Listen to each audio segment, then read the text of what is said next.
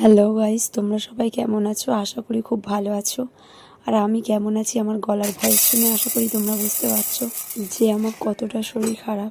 তাই আমার আগের দুটো ভিডিওতে আমি ভয়েস দিতে পারিনি।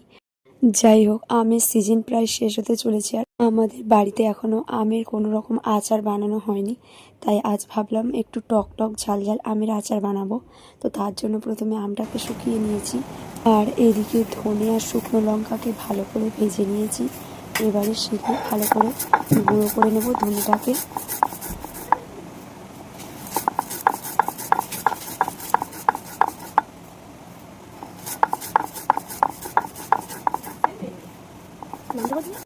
ধনেটাকে প্রায় গুঁড়ো করা হয়ে এসছে।